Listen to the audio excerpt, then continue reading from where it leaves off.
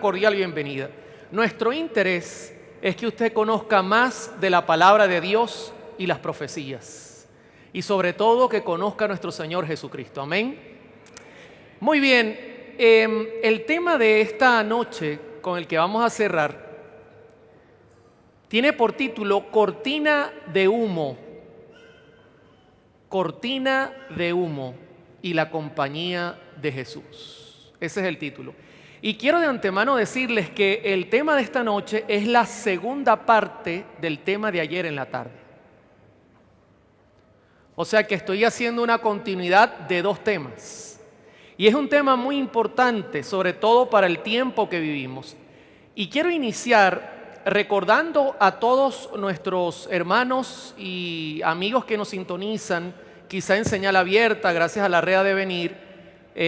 Quiero recordarles que es posible que durante mi tema yo tenga que hablar sobre algunas denominaciones o tenga que nombrar algunos líderes religiosos, pero no es mi intención en ningún momento, herir a ninguna persona. Mi intención únicamente es presentar la palabra de Dios en su contexto. ¿Estamos claros? Así que si usted se siente aludido, no es nuestro interés. Nuestro interés es predicar el Evangelio. Ese es nuestro interés. Cortina de humo. Como todas las noches, este servidor se va a postrar para tener una palabra de oración. Oremos. Querido Padre que estás en el cielo, no queremos abrir tu palabra sin tu permiso y tu dirección. Señor, el tiempo que este mundo vive es el fin del tiempo del fin. Y hay una gran responsabilidad en todos aquellos que predicamos tu palabra, de levantar la voz y anunciar en qué momento de la profecía estamos ubicados. Por esa razón, ruégote, Señor, que derrames tu espíritu sobre todos los que están sintonizando esta programación a través de la radio, de la televisión, de las redes sociales, sobre mis hermanos católicos, evangélicos y de toda denominación, sobre mis hermanos adventistas, sobre este tu servidor. Derrama tu espíritu, Padre. Úsame como tu instrumento, que seas tú y tu palabra el protagonista en este tema. Gracias porque nos escuchas. No lo merecemos, somos pecadores, pero tenemos un Salvador maravilloso y en su nombre pedimos todas estas cosas, en el nombre de Jesús. Amén. Bien, luego que hemos orado, no sé si recuerdan el tema de ayer. Hablamos de un poder que trataría de cambiar la ley de Dios. Y digo trataría porque mientras en esta tierra haya un pueblo que guarde los mandamientos de Dios y tenga la fe de Jesús, Dios tiene pueblo. Y su ley no ha cambiado.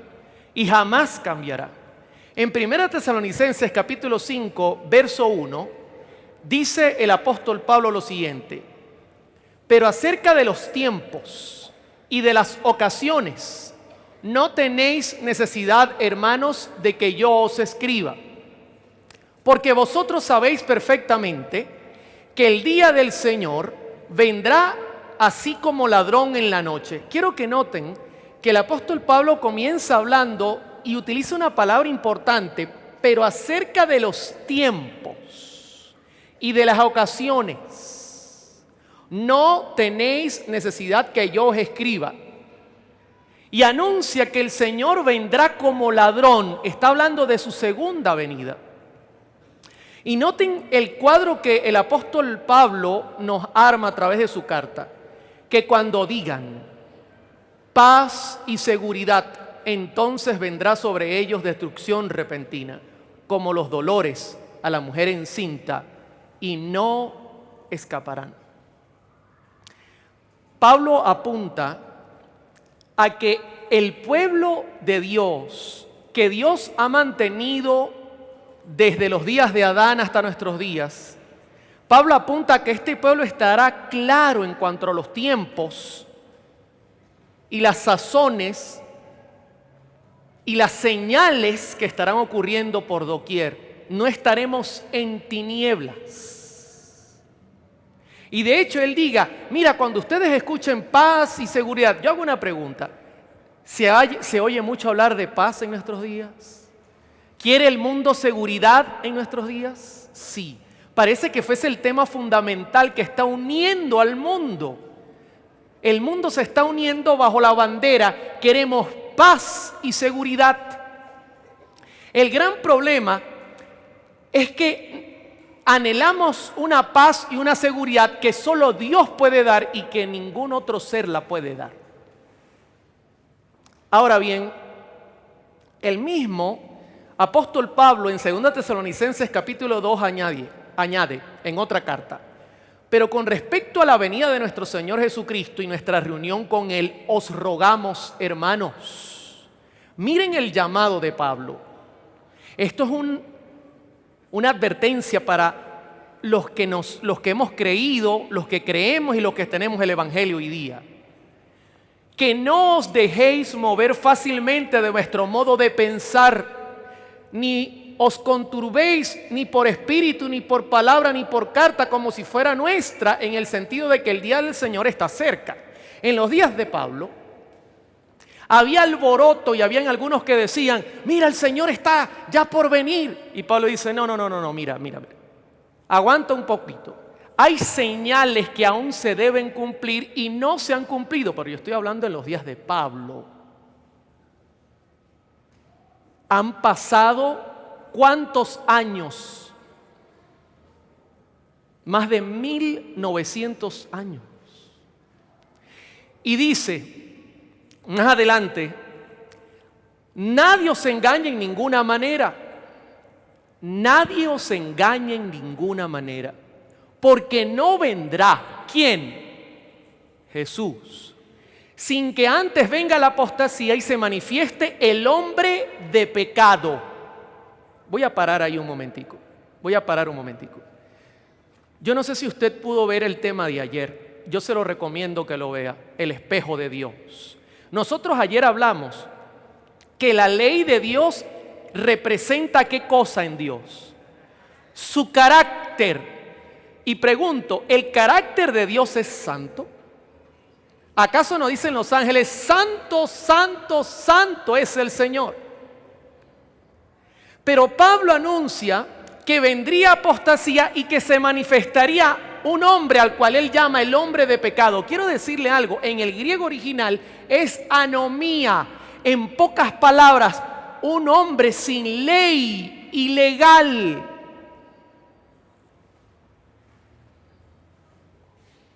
O que está transgrediendo la ley.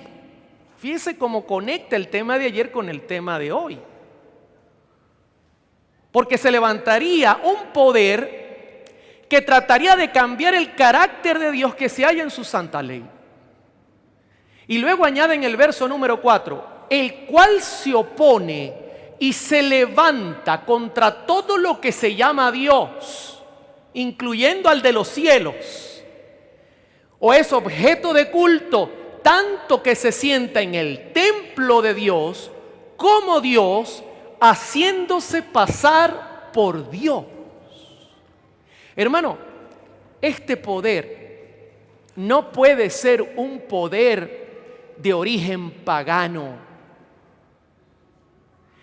Tiene que ser un poder que salga propiamente del cristianismo. Porque se sienta en el templo de Dios y se hace pasar por Dios. Y tratará de engañar. Yo pregunto, ¿esta carta fue enviada a quién? A los chinos, que no conocían nada del Evangelio. A los incrédulos que no sabían nada. ¿A quién fue enviada la carta? A creyentes, Pablo está escribiendo a creyentes, o sea que de la propia iglesia se levantaría alguien que trataría de tomar el lugar de Dios. ¿Sabe que la historia claramente lo indica? De hecho, en el tema de ayer nosotros vimos parte de esa información. En el año 538, Justiniano hizo algo asombroso.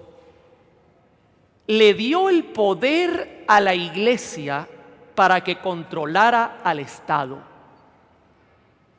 ¿Recuerda cuando a Jesús le mostraron la moneda? ¿Es lícito, qué dices tú, dar al César los impuestos o no darlos? ¿Qué respondió Jesús? Al César lo que es del César y a Dios lo que es de Dios. En pocas palabras, Cristo presentó un principio que es básico. La iglesia y el Estado no se pueden juntar. ¿Sabe por qué? Recuerden el carácter de Dios. Dios nos hizo como libres. Su ley es libertad. Nadie puede venir y decir, mira, yo controlo el Estado, por lo tanto, como yo soy presidente de esta nación y soy adventista del séptimo día, usted que me está viendo el sábado va para la iglesia, si no, lo mando a meter preso. No se puede. Porque Dios nos dio libertad de conciencia. En el año 538, Justiniano le da ese poder a la iglesia y comienza un periodo profético que había sido anunciado tanto por Daniel como por Juan en Apocalipsis y también por el apóstol Pablo. Y llegó hasta el año 1798, donde la iglesia portaba la espada, pero no la espada de la palabra, sino la espada del gobierno. Eso es ilegal.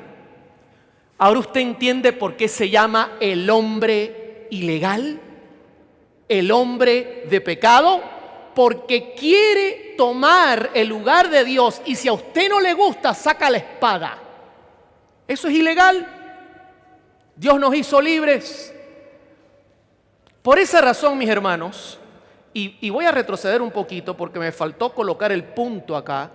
En el año 1798, después de 1260 años, donde la iglesia controlaba todo, el Señor por su misericordia también había profetizado que se levantaría un poder, en este caso la Revolución Francesa, y Napoleón enviaría a Berthier para quitarle a Pío VI la hegemonía que por tantos años tuvo la iglesia unida al Estado. El hombre ilegal, el hombre de pecado. ¿Sabe que en griego anticristo, anticristos en griego, no es alguien que se levanta directamente contra Dios para pelear con Dios? En realidad es alguien que quiere tomar el lugar de Christos, que en griego es el Mesías. Eso es anticristo. Vuelvo al griego original. Pregunto, ¿la palabra anticristo está hablando que se levantará un poder? La propia palabra, Juan la nombra en sus cartas. La propia palabra está indicando que se levantará un poder dentro del cristianismo que tratará de tomar el lugar de Dios, ¿sí o no? ¿Pablo lo advirtió? Sí. ¿Cómo lo llamó Pablo? El hombre de pecado. Anomía. ¿Por qué? Porque está contra la ley de Dios. Está contra el carácter de Dios. Dios es libertad, Dios es amor. Este sistema no es libertad y no es amor, aunque haga todo por aparentarlo. Ahora bien, yo le hago una pregunta. ¿Usted cree que la iglesia adventista del séptimo día es la única iglesia que apuntó y dijo, nosotros creemos que este poder, atención, yo no estoy hablando de los que componen la iglesia como feligreses, yo estoy hablando del poder que representa.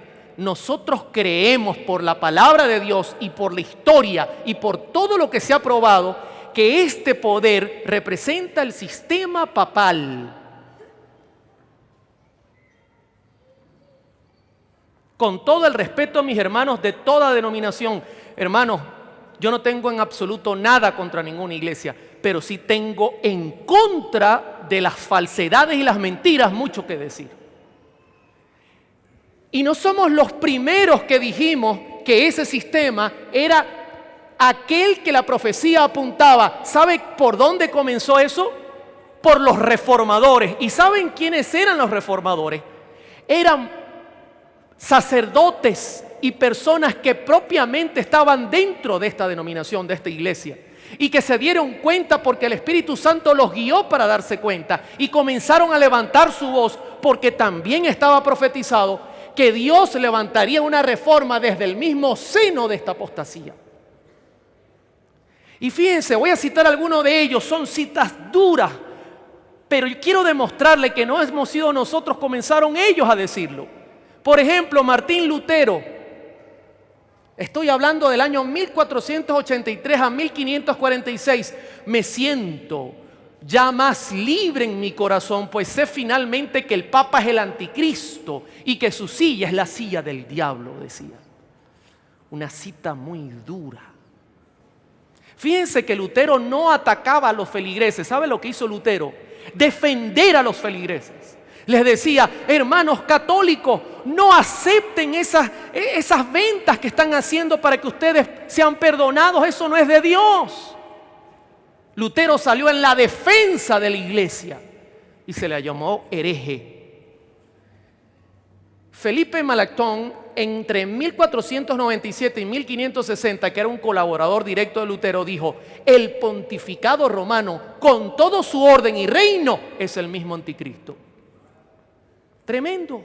Lo reconocían. Fíjense la fecha. Adventistas todavía no existía la iglesia como tal. También Juan Calvino, fundador del calvinismo, entre 1509 y 1564, dijo: la cabeza de este reino anatema y abominable en la iglesia occidental es el Papa. Otro más, otro testigo, que se levantó desde adentro. ¿Sabe por qué? Reclamando la libertad que la iglesia merece y que ha recibido por herencia de su Padre, que es Dios. Luego aparece Juan Knox, fundador de la iglesia presbiteriana, 1514-1572. El Papa es el mismo anticristo, más directo no pudo haber sido.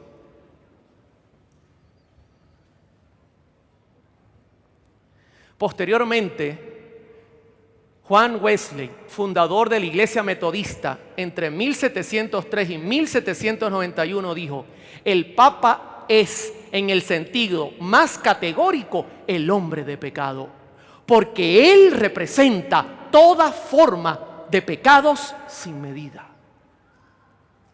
Terrible. Y la historia lo prueba. Durante 1260 años, todo aquel que no se sujetara a la orden de la iglesia era ejecutado. Era tildado como hereje, era perseguido. Yo no estoy contando algo que es nuevo. Usted lo puede mirar, inclusive Discovery Channel pasa documentales donde cuenta las horrorosidades, cómo mataban a la gente sin piedad, cómo las cortaban, para tratar de quitarles de su boca: yo creo en Jesús. Hacían cualquier cosa. El mismo Juan Hus, que era un propio clérigo de la iglesia, levantó su voz y dijo: a mí no me salva el Papa, a mí me salva Jesucristo. Hermanos, a nosotros nos salva Jesucristo, no hay que comprar nada. Y le dijeron: o te callas y te echas hacia atrás o te vamos a quemar. Y dijo Hus: si yo tengo que morir como mártir, moriré por Jesús. Y lo quemaron.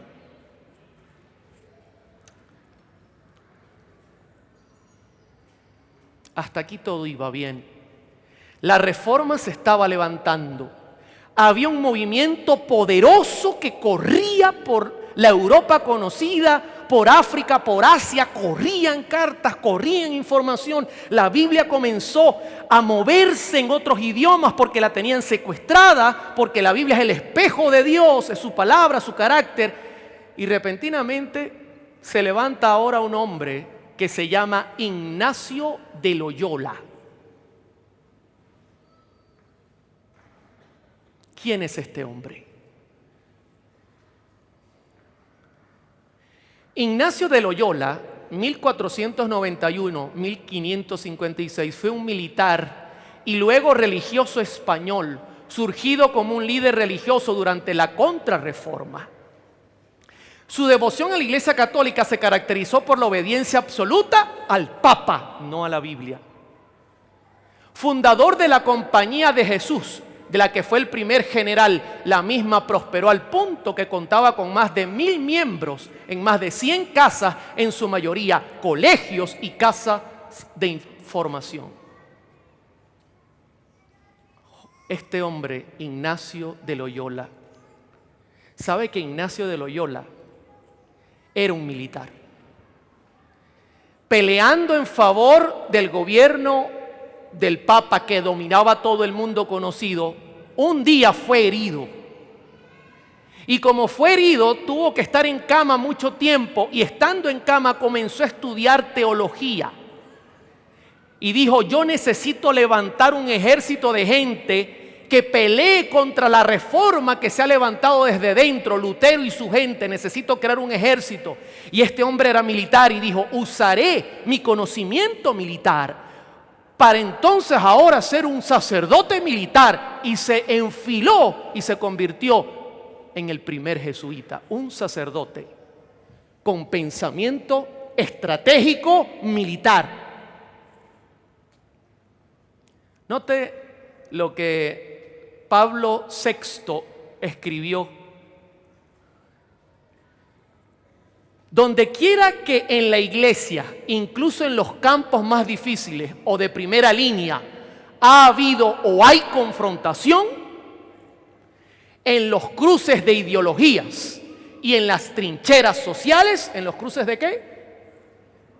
Ideologías. Y en las trincheras sociales, entre las exigencias del hombre y mensaje cristiano, ahí han estado y están los jesuitas.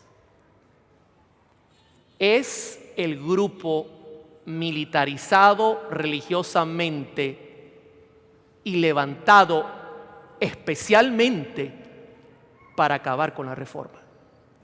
Para eso nacieron. No tienen otro motivo de existir. Acabar con la reforma y lograr un solo estado religioso. Es lo que conocemos como la contrarreforma.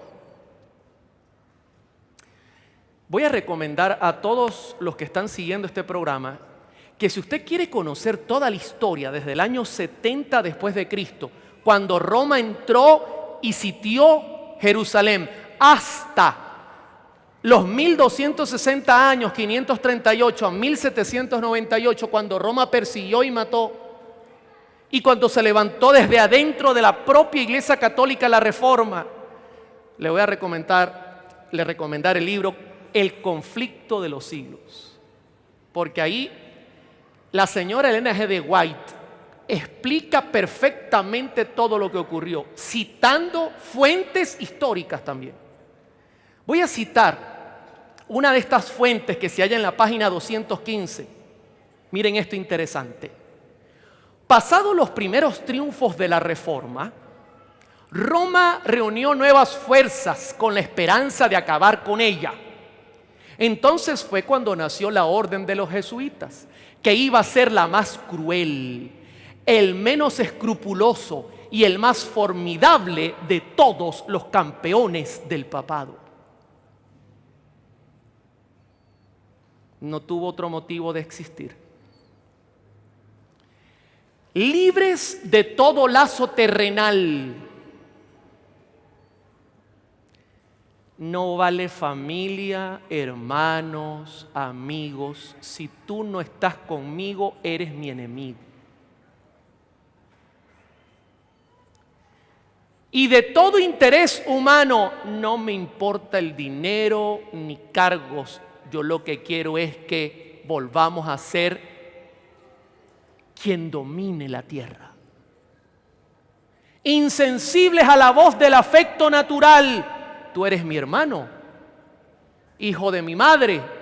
Arrepiéntete, hereje, porque si no tendrás que morir. sordos a los argumentos de la razón y a la voz de la conciencia. ¿Por qué, mis hermanos? Porque el espejo de Dios es la palabra de Dios. Ellos son sordos a esto. No reconocían los miembros más ley. No. ¿Recuerda cómo lo llama Pablo? El hombre de pecado. Ni más sujeción que la de su orden, y no tenían más preocupación que la extender su poderío. Sigue diciendo, el evangelio de Cristo había sido capacitado a sus adherentes para arrastrar los peligros, soportar los padecimientos sin desmayar por el frío, el hambre, el trabajo, la miseria, y para sostener con denuedo el estandarte de la verdad frente al potro, al calabozo y a la hoguera. Todos los hijos de Dios habían sido capacitados por Dios para soportar todas las pruebas. Y mire lo que ahora añade: para combatir contra estas fuerzas. El jesuitismo inspiraba a sus adeptos un fanatismo tal que los habilitaba para soportar peligros similares y oponer al poder de la verdad todas las armas del engaño. Gente decidida. Esta no es gente que anda preguntando, no. Están decididos. Para ellos, ningún crimen era demasiado grande, ninguna mentira demasiado vil, ningún disfraz demasiado difícil de llevar. Se disfrazan, mienten, se mezclan. Ligados por votos de pobreza y de humildad perpetuas, estudiaban el arte de adueñarse de la riqueza y del poder para consagrarlos a la destrucción. ¿De quién? ¿De quién? Amigo que me estás mirando ahora, si tú no eres católico, el movimiento jesuita nació con el único fin de destruir la Reforma. No más protestantes, una sola religión y punto. Y restablecer también, dice página 215, la supremacía papal. ¿Están sentados bien? ¿Verdad que sí?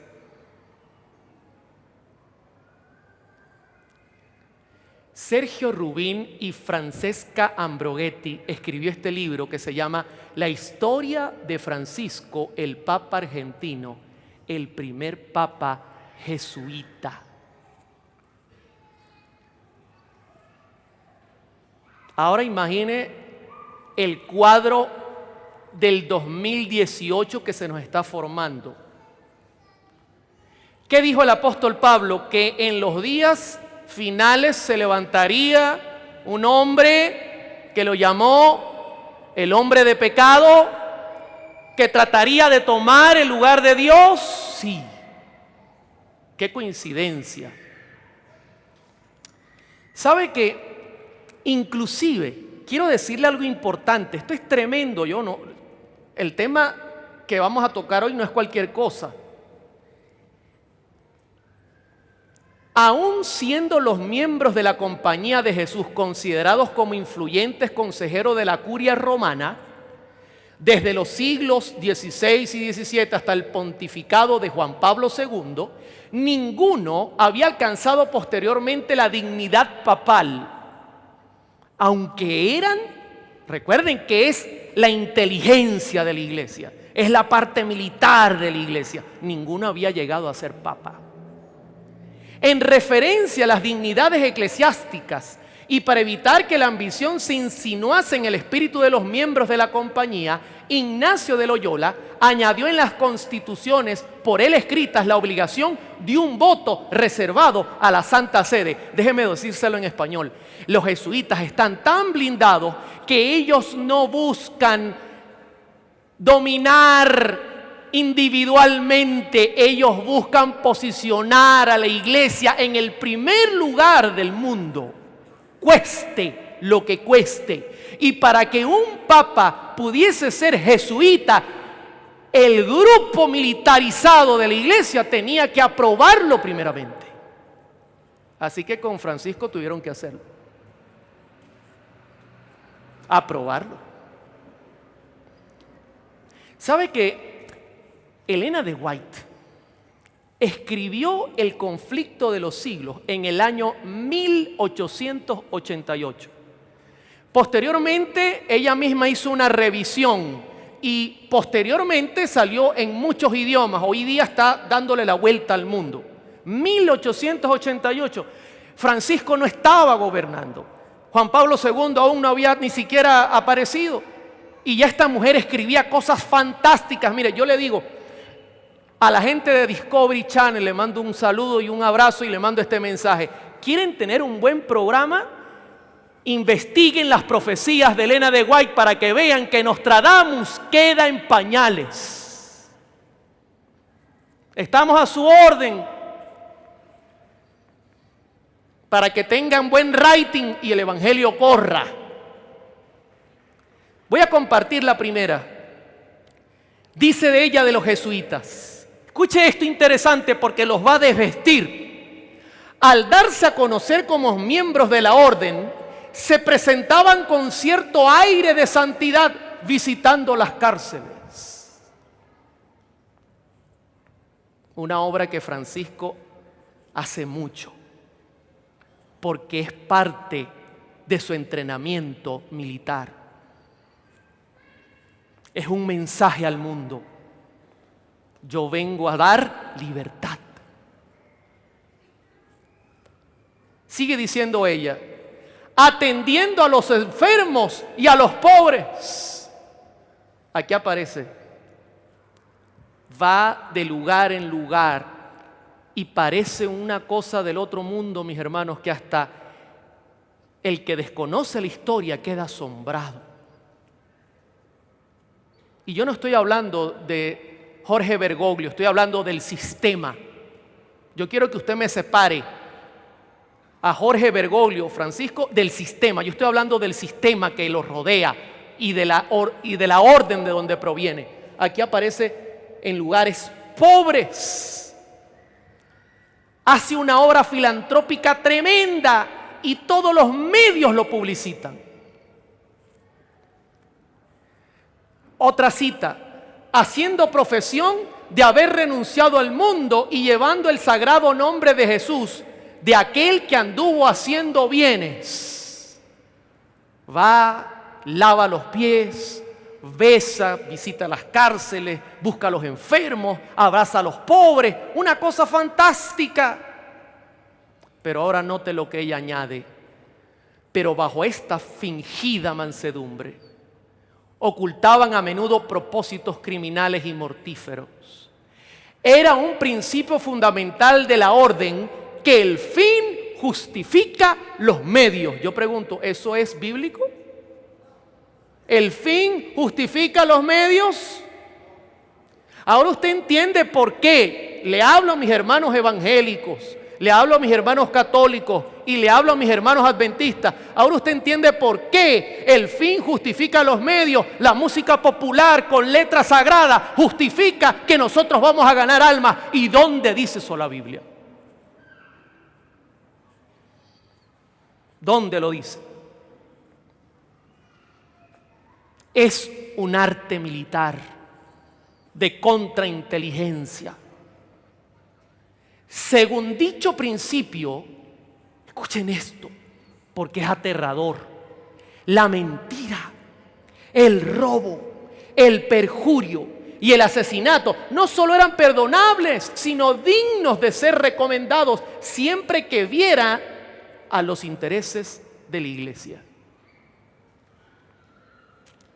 Tremendo. Jesús no es así. El Dios que yo amo es amor.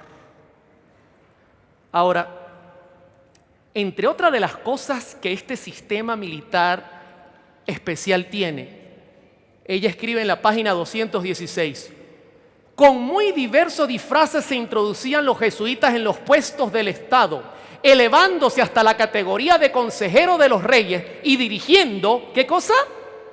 ¿Qué cosa? ¿Usted está despierto en Bolivia, sí o no? ¿Dirigiendo qué cosa? Dígalo fuerte.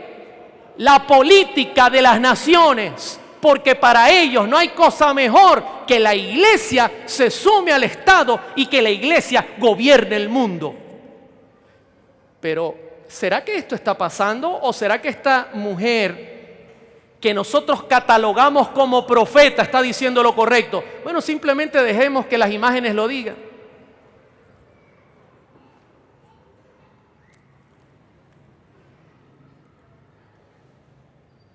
En el centro, con Donald Trump. A mi derecha, Putin. Y a mi izquierda, ustedes conocen al personaje porque es cercano. Están metidos en todo porque es una orden poderosa dentro de su iglesia. Establecían colegios para los hijos de príncipes y nobles y escuelas por todos lados del pueblo, y los hijos de padres protestantes eran inducidos a observar los ritos romanistas.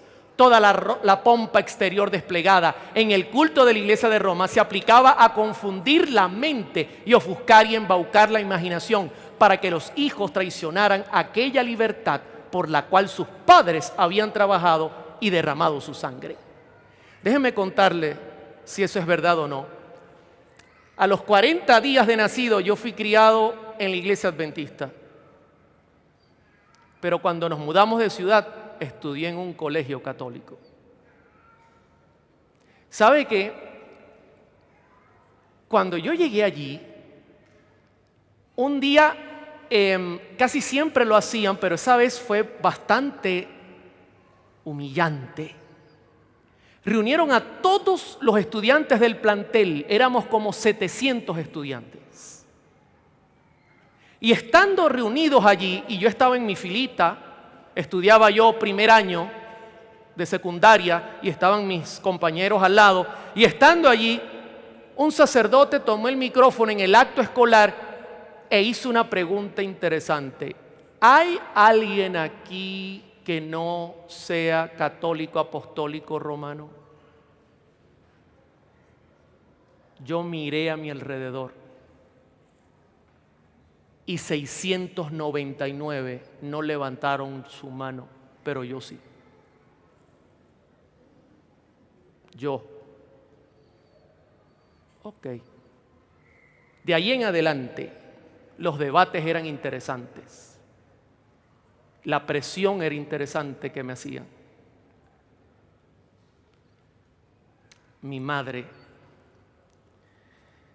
por petición de una amiga en el mismo colegio, que era maestra, le dijo: por favor ayúdame porque estoy enferma y necesito que alguien me haga la suplencia. No sé si así lo llaman aquí ustedes, la suplencia. Y mi madre fue y era una excelente maestra y profesora y comenzó a dar clases, y el colegio y las maestras y los alumnos se enamoraron de la forma en que mi madre explicaba. Y la persona a la cual ella asistía no pudo volver, así que terminó el año y fue a entrevistarse con el director, que era un sacerdote, y el director le dijo: nos encanta tu trabajo, queremos que te quedes porque la persona que estaba por ti no puede más. Solo tenemos una pregunta: ¿tú eres católica? Mi madre dijo: no lo soy, soy adventista del séptimo día. Lo sentimos, pero no puedes trabajar. Y no le dieron el chance para trabajar, porque ellos saben lo que hacen. Yo fui expuesto a misas y cuando no quería ir, me sentaban solo en una esquina y pasaba el día ahí. Porque yo simplemente decía: no comparto la fe que ustedes tienen, pero la respeto. Vaya al rincón. Están bien entrenados. Para completar el cuadro, en la página 216 dice: para otorgarles más poder todavía. ¿Y cuánto más necesitan? Se expidió una bula que restablecía la Inquisición. Déjenme explicar un poquito. En el año 538 en adelante, cuando se colocaron nuevas leyes, cuando el segundo mandamiento fue eliminado, cuando el cuarto mandamiento fue sustituido y cuando se levantó este poder, se ordenó que todo el mundo tenía que ser fiel a lo que la Madre Iglesia mandaba. El que se levantaba, primeramente fue llevado preso, presionado a él, a su familia, y posteriormente comenzaron a matar a diestra y a siniestra. Y como acabaron prácticamente con toda la oposición, según ellos, porque Dios siempre ha tenido pueblo, quitaron la Inquisición. Pero como se levantaba ahora en los 1400 y 1500 la reforma desde adentro, le dijeron a los jesuitas, es necesario activar la Inquisición, una bula que active el proceso, y se lo damos en sus manos. La Inquisición era la orden que privaba a una persona de libertad si su pensamiento era contrario al del Papa. Fuese científico, fuese religioso, lo que fuese, si contradecía al Papa, había que tenerlo preso. Y si no se echaba para atrás, había que presionarlo. Y si no se echaba para atrás, amenazarlo con la muerte. Y si no se echaba para atrás, había que matarlo. Tanto que un científico prominente dijo que la Tierra era redonda, pero el Papa decía que era cuadrada y que una tortuga la tenía en el lomo y por eso temblaba cada vez que había un paso de la tortuga. Y el científico dijo, eso no es así, yo tengo pruebas de que no es así. A la Inquisición. Pero yo no estoy hablando de la religión, se está oponiendo al pensamiento del Papa. Y lo llevaron a juicio. Y el hombre dijo, mire, yo tengo todos mis papeles aquí, yo tengo cómo comprobar lo que digo. Ok, te vamos a matar. Pero yo creo que la tierra es redonda, tengo las pruebas y se mueve. El Papa dice que no. Te vamos a matar, échate para atrás. Con todas mis pruebas, yo reconozco que el Papa tiene razón. Y se dio la vuelta y cuando salía dijo, pero se mueve. Tremendo. Hermano, esto es un sistema que cuando tuvo el poder había que tener temor. Sigue diciendo el conflicto de los siglos, página 217. Estos eran los medios que se valía Roma para apagar la luz de la reforma, para privar de la Biblia a los hombres y restaurar la ignorancia y la superstición de la Edad Media. Pero debido a la bendición de Dios y al esfuerzo de aquellos nobles hombres que él había suscitado para suceder a Lutero, el protestantismo no fue vencido. Déjeme decirle una buena noticia. Cualquier poder que se levante sobre la tierra, si Dios no está con él, está vencido. Bendito sea el nombre de Dios. Pueden tener el ejército más grande, pueden tener el poder más grande, pero con Dios ya somos la mayoría. Porque más están con nosotros que contra Dios. Ahora bien, ¿recuerdan que estudiamos ayer que se levantaría un poder que cambiaría la ley? ¿Recuerdan bien? ¿Qué representa la ley? El carácter de Dios. Y Dios es libertad. Así que si quieren cambiar la ley, ¿qué pasará con la libertad? La van a restringir. Terrible. Pero tengo una noticia interesante. Además de querer cambiar la ley, el texto añade un punto que hoy vamos a analizar. Daniel 7:25 dice, y hablará, fíjense el poder, lo prepotente que es. Cuando tiene el poder en sus manos, es otra cosa, mis hermanos. Decía un sacerdote que salió del mismo sistema jesuita, que cuando la Iglesia Católica Apostólica Romana en su sistema papal es más amor, es su momento más peligroso. Y hablará palabras contra el Altísimo y a los santos del Altísimo, que dice, quebrantará. Pregunto, ¿lo hizo o no lo hizo? ¿Qué? Mire, hermano, revise en Google, ahí está la historia de la Inquisición. Pregunte qué poder persiguió. Es sencillo, esto es algo que no hay que tener la sabiduría de Salomón. Y pensará, cree que lo puede hacer, cambiar los tiempos y la ley, y serán entregados en su mano hasta tiempos y medio tiempo. No tengo chance de presentar este ciclo, pero sí voy a concentrarme en los tiempos, porque ayer le hablé de la ley. ¿Qué es eso de cambiar los tiempos? ¿Sabe cómo se llama cambiar los tiempos en la mentalidad jesuita? Se llama estrategia de inteligencia militar.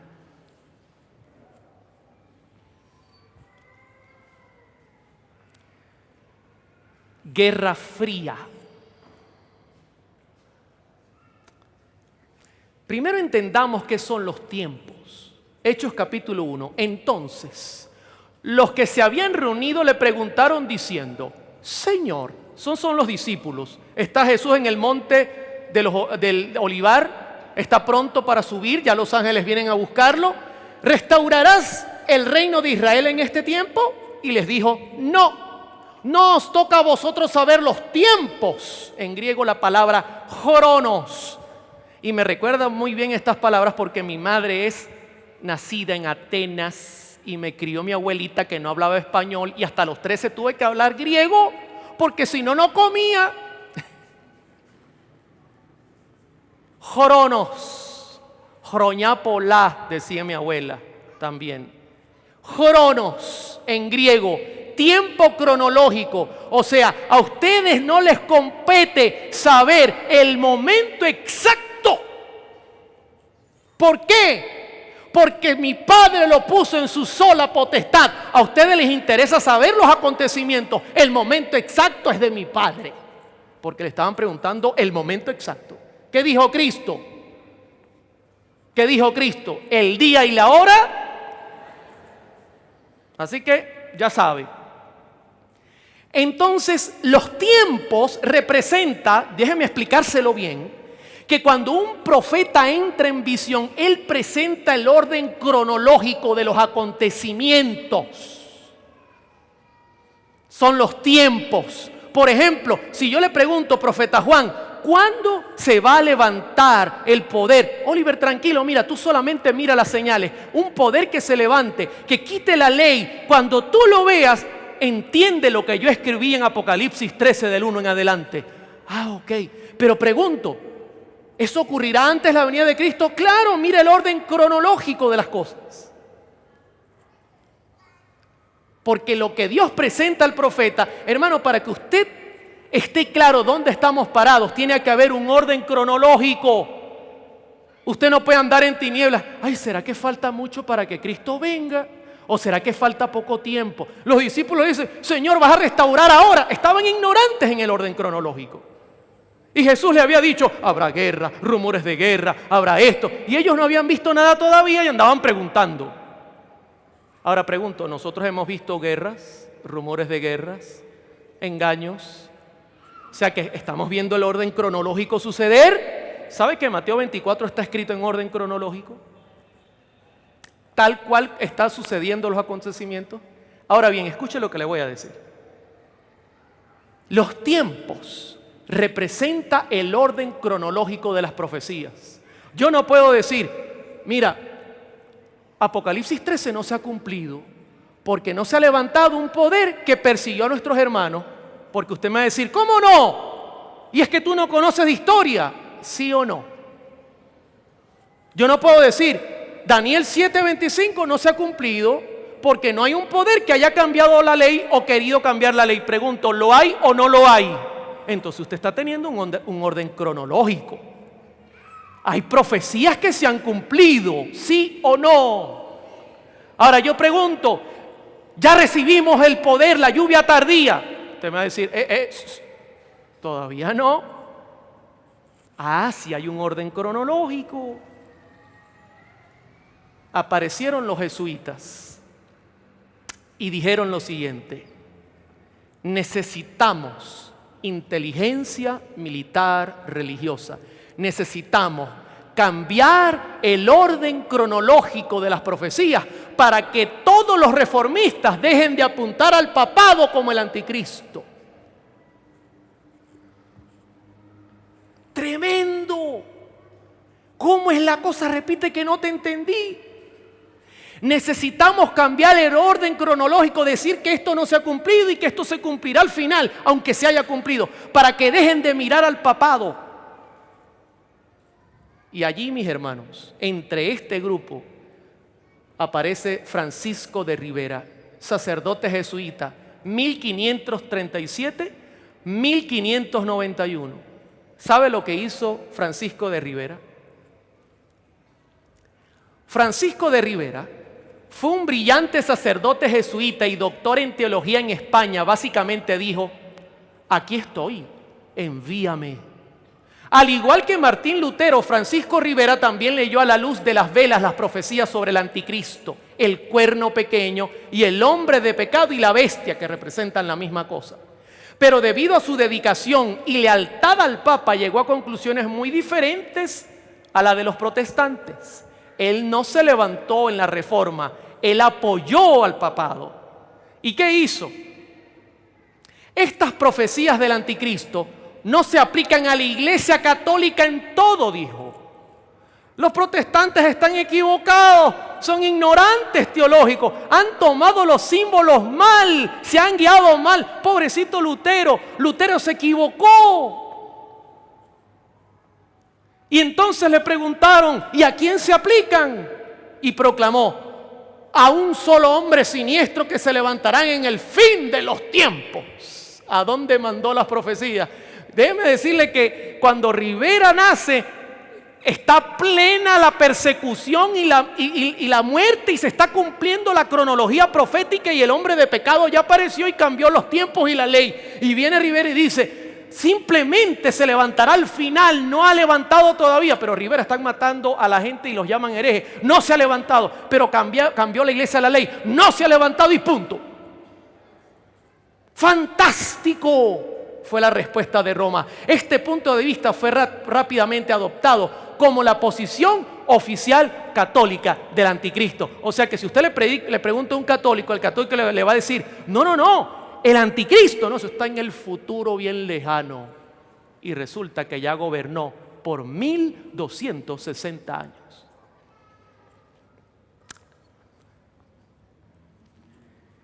En 1590, Ribera publicó un comentario sobre el Apocalipsis de 500 páginas, mis hermanos, como una contrainterpretación a la opinión predominante entre los protestantes que identifican al papado con el anticristo. Ribera aplicó todo el libro del Apocalipsis al tiempo del fin y no a la historia de la iglesia, diciendo: habrá de 3,5 años literales más o menos inmediatamente antes de la segunda venida. El anticristo será una sola persona malvada, no un sistema,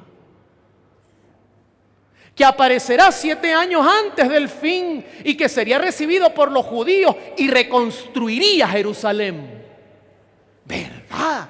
Sí. Y entonces, ¿por qué Lutero, Calvino? Esos están locos, se le fueron los tiempos. Los tiempos es como nosotros decimos: no ha aparecido el anticristo, es un solo hombre malvado. ¿Y cuándo va a aparecer Ribera? Al final, 7 años antes que Cristo venga. ¿Y cuándo son esos 7 años? No sabemos. Qué forma tan interesante de estudiar la teología. Ahora la cosa se pone un poco más complicada, porque Manuel de Lacunza, que fue otro jesuita chileno, escribió un manuscrito en español titulado La venida del Mesías en gloria y majestad, bajo el seudónimo de Juan Josafá Rabín Benserrá, en 1971. Lacunza escribió bajo un nombre judío para ocultar el hecho de que él era católico, con el fin de dar a su obra una mejor aceptación. ¿Adentro de dónde? Del protestantismo. Pregunto, ¿están usando inteligencia militar? ¿Se están disfrazando? Su objetivo principal también era un defensor del futurismo. Lacunza deliberadamente trató de aliviar la presión sobre el papado al proponer que el anticristo estaba todavía lejos en el futuro. Su manuscrito fue publicado en Londres, España, México, París, entre 1811 y 1826. Inteligencia militar. Vamos a confundir. Sigo leyendo. El futurismo de Ribera no representó una amenaza positiva a los protestantes durante 3 siglos. O sea, por 3 siglos, esa visión de Ribera no hizo mayor ruido. solo se limitaba prácticamente a la iglesia romana, pero a principios del siglo XIX resurgió con la vehemencia y se aferró a los protestantes de la iglesia oficial de Inglaterra. Se filtró la teología del futurismo, todo eso es para adelante. Eso no ha pasado todavía. Pregunto, ¿conoce usted este nombre o este título? ¿Cómo dice ahí? ¿El qué? El rapto secreto. Mire, parece el traje que yo cargo. Quedó el traje ahí en el mueble, pero de repente se quedó gente y otros se fueron. Y entonces, ¿y dónde está Oliver que no aparece? No, se lo raptaron. El rapto secreto. Escúcheme bien, esto es inteligencia jesuita. Hermano protestante, ¿tú crees en el rapto secreto? Yo creo en el arrebatamiento, pero no creo secreto. Mire esto interesante. En 1828, sus reuniones al aire libre en Escocia, Edward Irving atrajo a una multitud de 10,000 personas. Su iglesia en Londres sentó 1,000,000 de personas y que se llenaba semana tras semana con el pueblo extraído de los círculos más brillantes e influyentes de la sociedad. Irving descubrió el libro de Lacunza, que Lacunza hablaba que todo era futurismo, todo está en el futuro. Lo descubrió y estaba profundamente conmovido por él. En ese momento Irving, que era un hombre protestante, escuchó lo que él cree que es una voz del cielo que le ordenaba predicar el rapto secreto de los santos. ¿Y sabe qué? Faltaba un eslabón en la capacidad de inteligencia de los jesuitas en la parte militar, un eslabón. Si nosotros decimos que todo eso será en el futuro, escuche lo que le voy a decir porque esto es serio lo que voy a decir ahora. Si nosotros decimos que todas estas profecías que hoy día estoy nombrando están en el futuro muy lejano, ¿qué le vamos a decir a la gente para que cuando vean que se les va a perseguir y a matar, no sospechen? No sé si entiende lo que estoy diciendo. ¿Qué les vamos a decir para que no sospechen cuando vean la gran tribulación? Porque nosotros vamos a perseguir cuando retomemos el poder. Enseñémosle que se los vayan a llevar en un rapto secreto. Escuche esto. La enseñanza del rapto secreto fue introducido en los Estados Unidos y Canadá en la década de 1860 y 1870 por John Nelson Darby, 1800-1882, aunque hay algunos indicios de que pudo haber sido enseñado ya en la década de 1840. Darby visitó los Estados Unidos en 6 ocasiones. La nueva enseñanza se estaba extendiendo. Un predicador congregacionalista con el nombre de C.I. Scofield estuvo bajo la influencia de Darby y los hermanos Plymouth. Una cortina de humo. Yo estoy seguro que todavía usted está esperando la llave para entender el tema. ¿Está preparado para abrir la llave? Voy a abrir la llave. Voy a sacar la llave para que conecte todo el tema y la contrainteligencia jesuita. ¿Está preparado? Voy a citar a un pastor que falleció, por cierto, archiconocido, protestante, y mire su mentalidad en cuanto al retorno de Jesús. Y dígame usted si esta mentalidad no tiene un fin jesuita en el fondo. Gigi Ávila.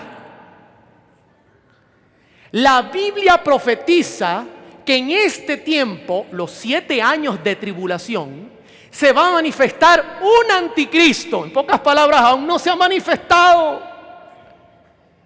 Este hombre es un misterio al momento, por amor al Señor. Aquí no hay ningún misterio. El que esté mirando este programa, yo le invito a investigar este tema. Aquí el misterio está bien claro, mis hermanos. pero se manifestará con gran engaño en el futuro y el tiempo de su aparición está muy cerca, dice Gigi Ávila. Por lo menos de todo lo que dice, por lo menos pegó una. Porque está por reaparecer este poder, Iglesia Majestado. Sabemos que ese hombre se manifestará en breve y engañará a todas las naciones. ¿Tiene razón Gigi Ávila? Sí, pero ahora note lo que añade. Pero antes de que este hombre aparezca, el pueblo de Dios desaparecerá. Tremendo. ¿Cuándo desaparecerá el pueblo de Dios? ¿Antes o después?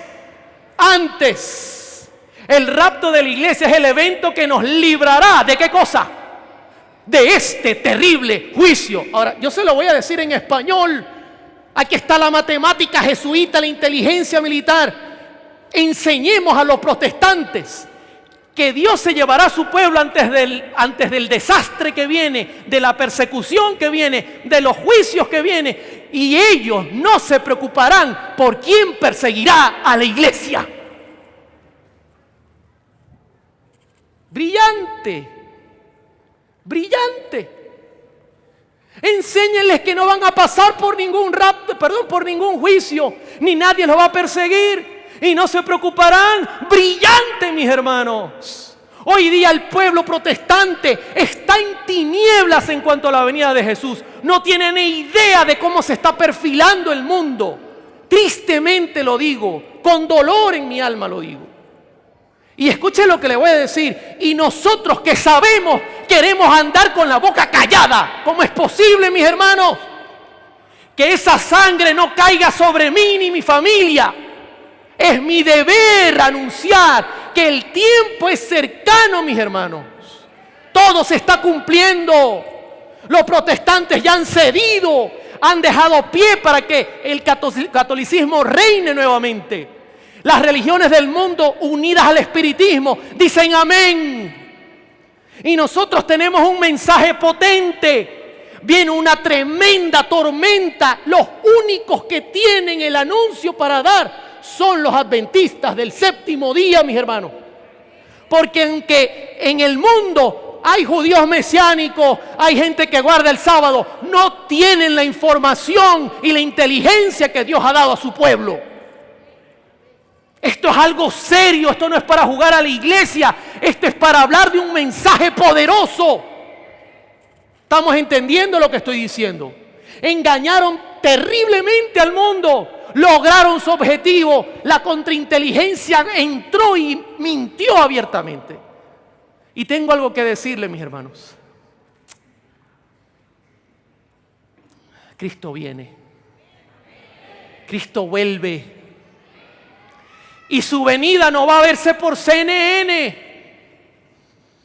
En Mateo 24 dice, así que si os dijeren, mirad, está en el desierto, no salgáis. O mirad, está en los aposentos, no le creáis. Porque como el relámpago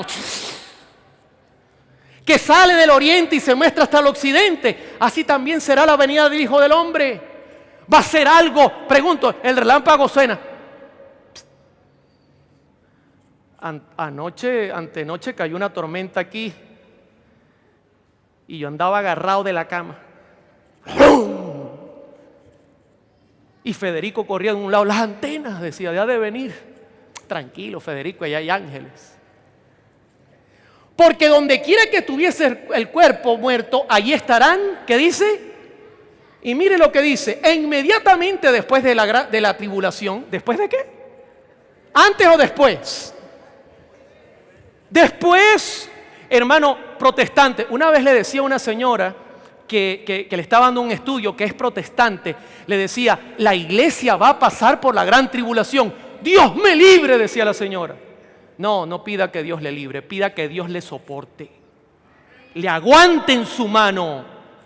Eso es lo que debe pedir el pueblo de Dios.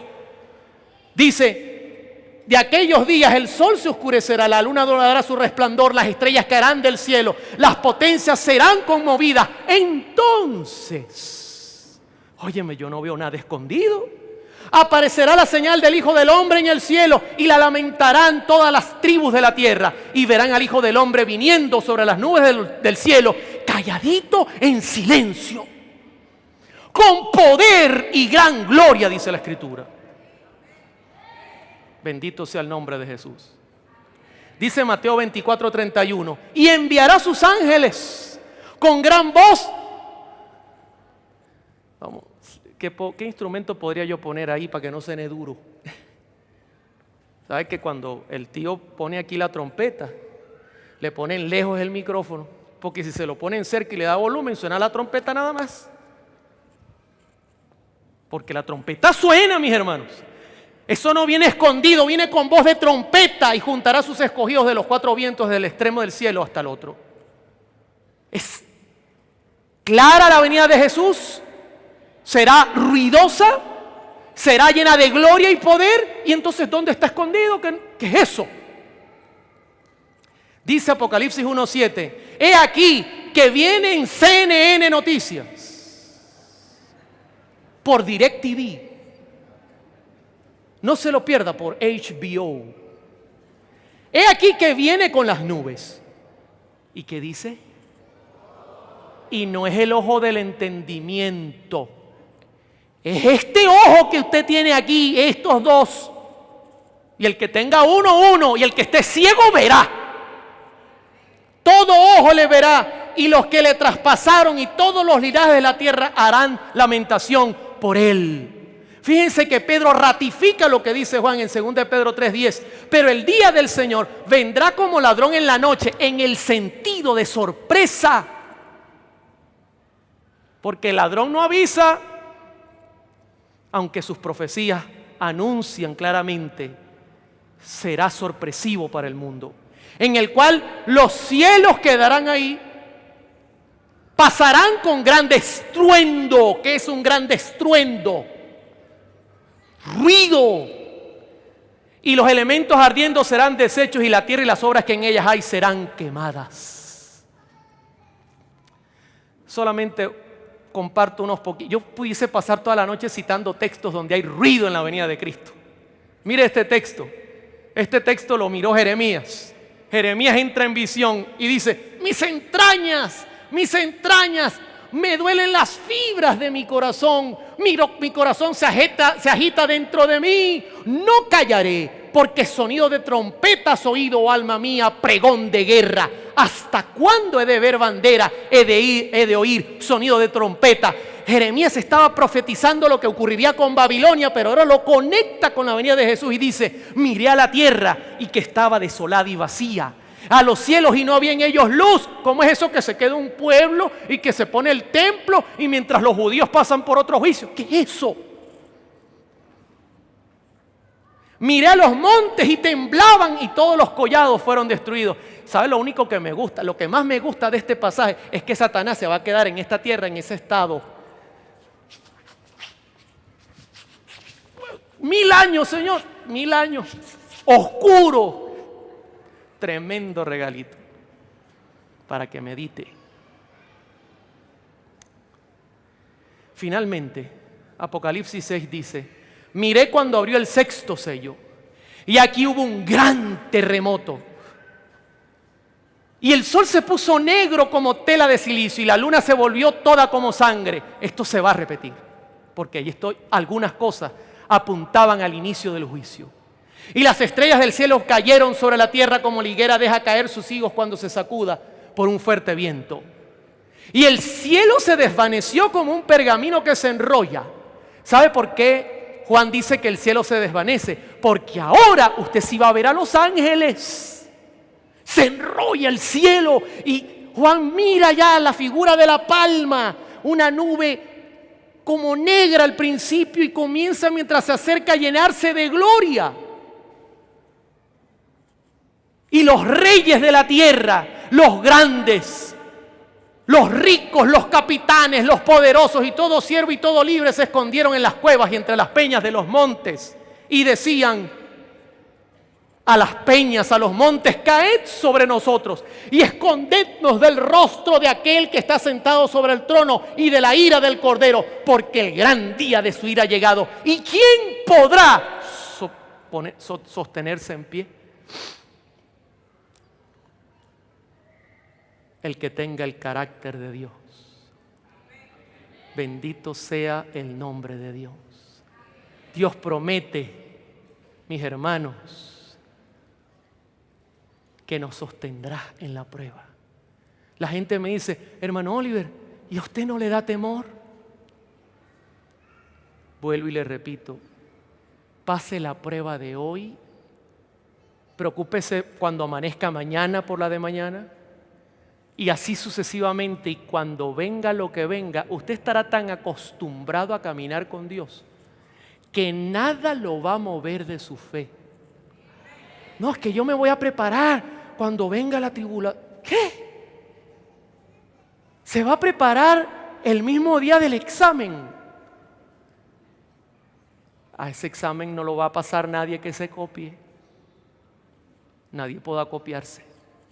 El tiempo es hoy, ahora.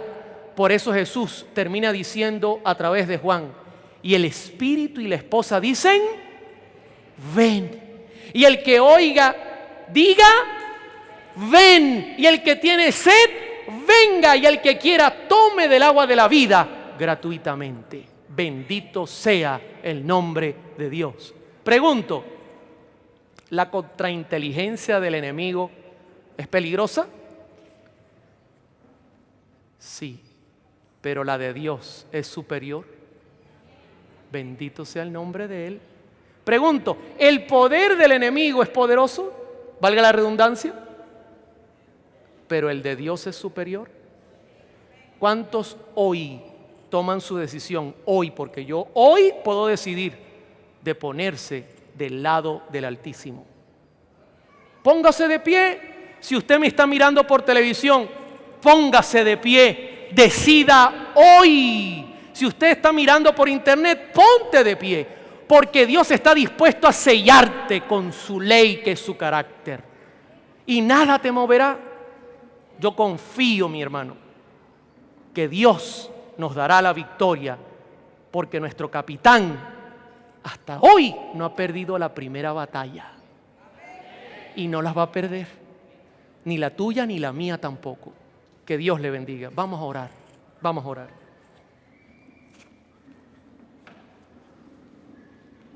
Querido Padre Celestial, gracias, Señor, por tus profetas, porque su trabajo es desenmascarar la mentira. La verdad es como la luz que disipa las tinieblas. Por esa razón, que tu luz irradie sobre la mente de todos los que recibieron tu palabra en esta noche. Y que las tinieblas se vayan, que entiendan que estamos en el último momento de la historia, de la controversia, del conflicto de los siglos. Todas las señales están dadas. Una gran tormenta está por explotar. La pregunta clave es, ¿y quién podrá sostenerse en pie? Tú eres la roca eterna. Solo el que esté sobre la roca eterna, que es Cristo, se mantendrá en pie. Permítenos estar ese día sobre tu roca, pero sobre todo, hoy. La pregunta es hoy. Permítenos hoy pararnos sobre la roca eterna que es Cristo. Y si tenemos que abandonar, si un protestante está escuchándome y el llamado del Espíritu es sal, únete al pueblo que predica el último mensaje, que se levante y se ponga sobre la piedra que es Cristo. Si mis hermanos católicos, que hay miles y millones que te aman y que desean conocerte, han escuchado este tema, que puedan escudriñar y salir y unirse al pueblo que predica el último mensaje y colocarse en pie sobre la roca, que no es ni Pedro ni el Papa, sino Jesús nuestro Señor.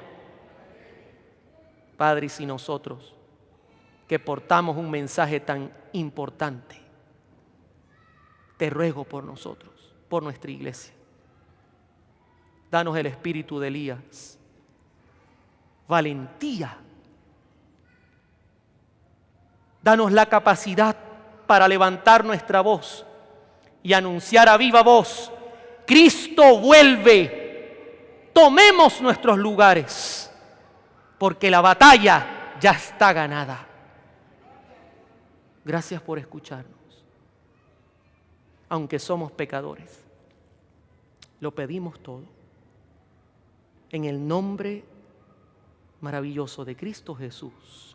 Amén y amén y amén. Dios les bendiga, hermanos. El Señor esté con ustedes.